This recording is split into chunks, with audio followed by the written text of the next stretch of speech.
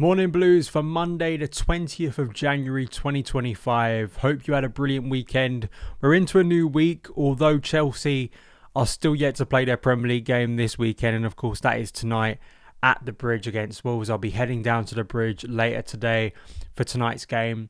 A huge game for Enzo Maresca. You can check out my team selector. We previewed the game last night on the show, so on the podcast feed on the YouTube channel. Please go and check that out if you haven't already and give me your thoughts about the game.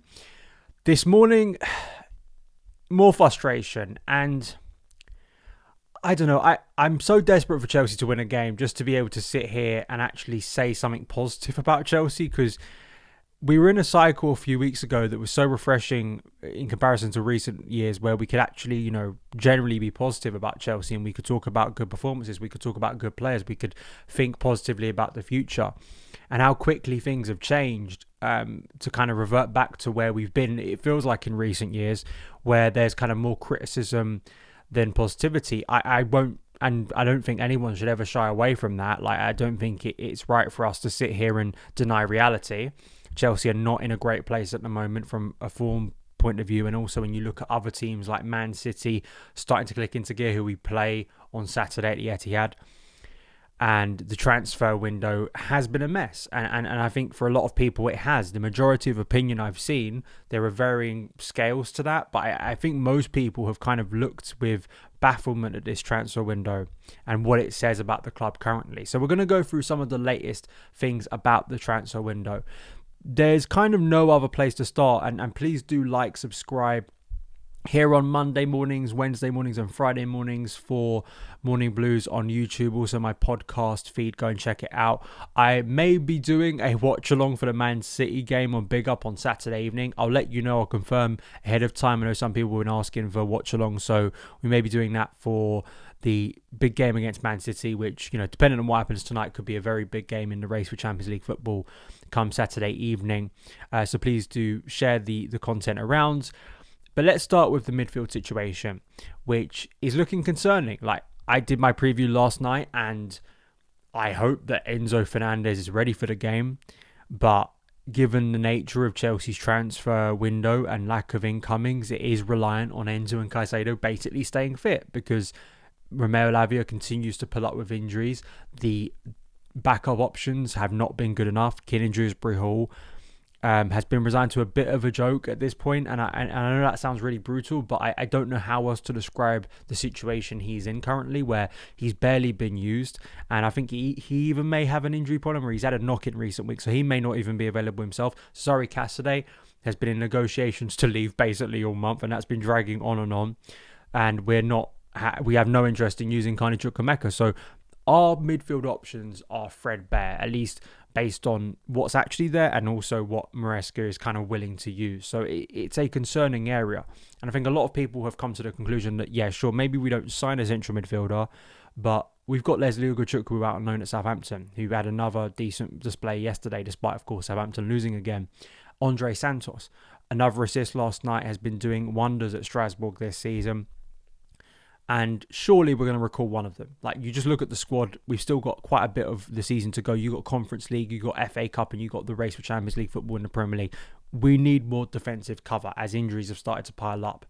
But this is what Maresca said. These are the quotes that were released quite recently about him, and what he said regarding Chelsea are considering a recall for either of those players. He said no, because we don't know if it's a problem for them, Lavia and Enzo Fernandez, just that we don't know if they will play the next game.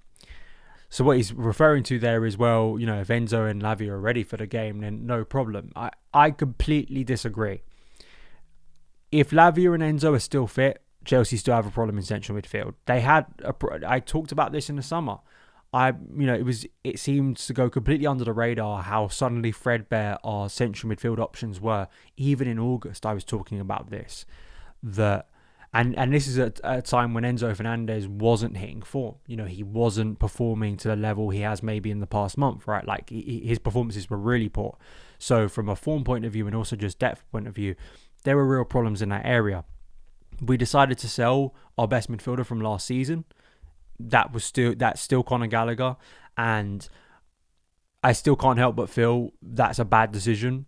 Like, I'm looking right now and thinking, You can't tell me Conor Gallagher would not be helping Chelsea's midfield right now. You just can't, especially with the lack of energy we have in that area. It's not just energy, it's quality, it's his ability to track back, to be a defensive shield for us, and also from a creative point of view, as we saw at the end of last season, how integral he became to Pochettino's attack. So I feel like that's a mistake. I said much at the time. We traded Conor Gallagher for Joao Felix, and Joao Felix is now being linked away to AC Milan only a few months after signing for the club. It's a mess, and I think that in central midfield, it's just you're asking for trouble for me.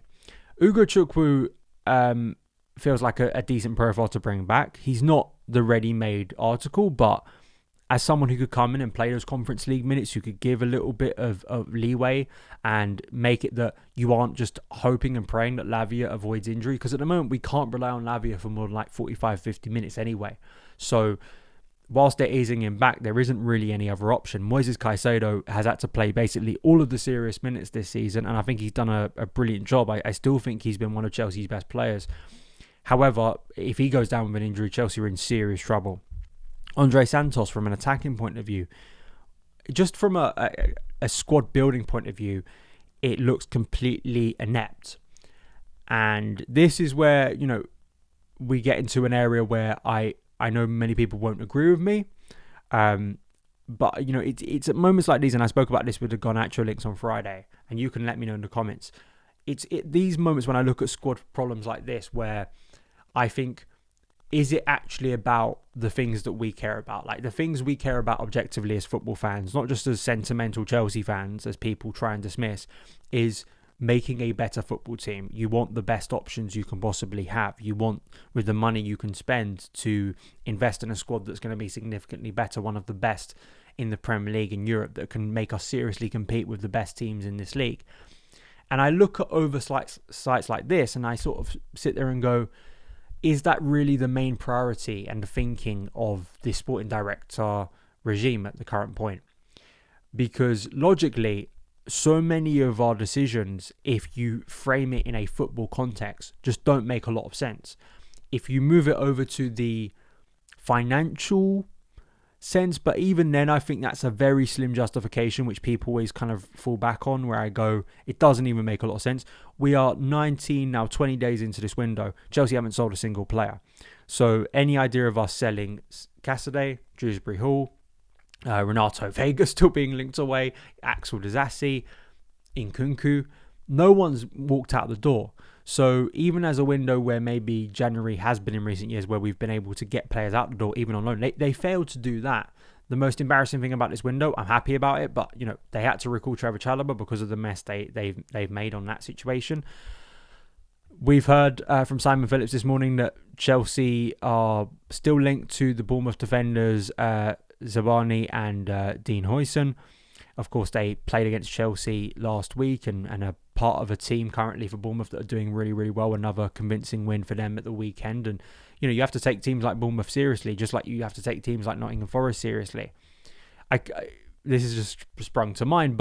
And again, I want to frame this round, it's not revisionism. It's not going back and rewriting history. But you sell Callum Hudson-Odoi for £3 million.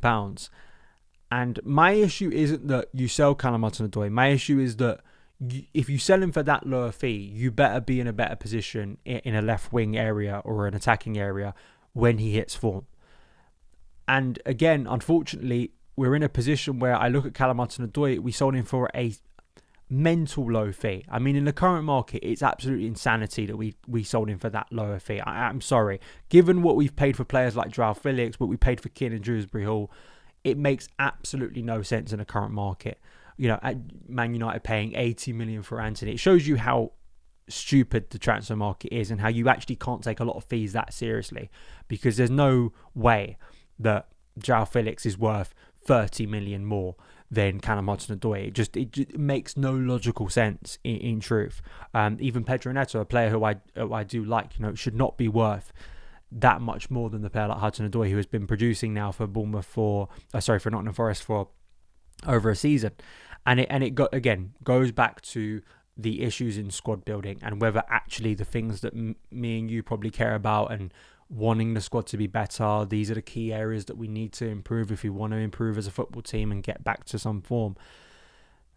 And you're not willing to bring back those midfielders, I worry what the squad and the season is going to look like, because then it really is draining out basically the energy of Caicedo and Enzo. And if those players get injured, you really are down to even maybe poorer options, and that could really limit what Chelsea can do for the rest of this season. That isn't to say, Ugochukwu is a developing raw player. He is. I think, I think you'd bring him back, and honestly, brutally, I think you would see some maybe flaws within his game. However, I think it's a more suitable and more sensible option than just leaving the situation as it is. Because already, if you're now jumping from game to game at a key point in the season, and on top of this, it's not like we're winning games. Maresca needs to start winning games. So he may be, as a coach, we see this a lot, where a coach feels they have to start risking players because they need to start winning. You're not going to walk into a game without Cole Palmer at the moment if you can use him, if he's not completely injured. And the effect that could have on a player in their career. So, yeah, it's not great. I mean, obviously a win changes everything, or at least a win changes the mood significantly. But of course, we walk in. If we win tonight, I think it's expected to win, but it's positive if we win. Then we walk into a huge game against Man City, who have found form. It's not that surprising they found some form with the quality of player they have. And unfortunately, the way they absolutely battered Ipswich at Portman Road leaves a lot of people looking back at our defeat there and our performance there with even worse sort of conclusions. Because, it simply, in the success in this season of improvement of teams like Bournemouth and Forest, especially Forest, does not help Chelsea and does not help Chelsea's ownership, because by comparison, as people justifiably look at the amount of money we've spent, where Forest have been, they were in the Championship when this new ownership was taking in and coming in for Chelsea. To see where they are now above Chelsea in the table, I don't think people are being unreasonable by turning around and just asking questions like, why is that the case? Why are we still being told that it's a process? That, we have to wait 5 years and continue. No, we need results now. And the fact we aren't moving seriously in the window, I just think tells you a lot. And I just feel that, unfortunately either leads you to, I think, the right conclusion that the sporting directors should be replaced. But then also kind of this lost situation where you kind of feel, well, even if the sporting directors are changed, is the mindset of the club above them going to remain the same? That's the question I'll leave for you today, a very cheery one. I hope you have a great Monday. Obviously, be back. I'm going to be back quite late from the Wolves game, so I will give you my review of Wolves on Tuesday morning. We'll break down the game and give you my thoughts, positive or negative, on it. So follow me across the socials. Have a great Monday, and I'll see you again very soon. All the best.